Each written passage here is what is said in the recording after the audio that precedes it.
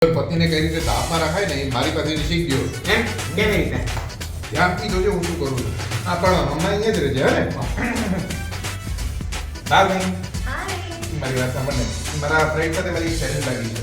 મેં એને કહ્યું કે તને બધા જ જાનવરોની ભાષામાં આપણે કઈ એનો અવાજ કાઢતા આવડે છે. હું છે ને તારી સામે એક ચેલેન્જ લગાડીશ અને એની સામે છે ને તારે જાનવરના અવાજમાં જ વાત કરવાની છે હે ને. તું જે કહીશ ને આખું વર્ષ એ જ કરીશ હે ને. હા પણ જો તું હારી તો આખું વર્ષ તારે એ કરવાનું છે. એમ નિયમ હવે જ્યાંથી છે મારી પત્ની છે ને કેવી રીતે જાનવરોના અવાજમાં વાત કરે છે. સાંભળ હારી તું છે ને આજે માત્ર બકરીના અવાજમાં વાત કરજે હે ને. કેવી રીતે કરીને બકરીનો અવાજ બતાવ. અવાજ કાઢે છે હે. હા ચાલ હવે મને એક વાતનો જવાબ આપ.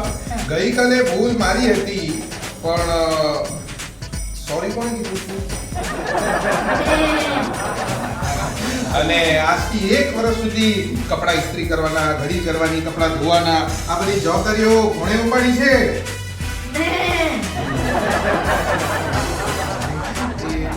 ચૂકવવાની જવાબદારી કોણે ઉપાડી છે? ને હવેથી કંઈ પણ ભૂલ થાય, હું ગમે એટલા ઝઘડા કરું, ગમે એટલો લેટ આવું, આપણી વચ્ચે કાંઈ પણ થાય પહેલા સોરી બોલવાનું બીડું કોની જરૂર છે? હવે આ યાદ રાખજો.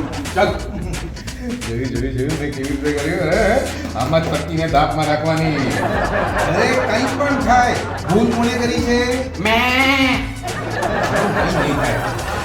મારા યુએસ અને કેનેડાના મારા પ્રેક્ષકો આવી જ રીતે તમને પણ ચક્રાવે ચડાવવા આવી રહ્યો છું, એક ચકડોળમાં બેસાડવા આવી રહ્યો છું. હું એટલે કે રાહુલ અંતાણી મારી આખી ટીમ સાથે યુએસ અને કેનેડા આવી રહ્યો છું ફેબ્રુઆરી થી એપ્રિલ સુધી.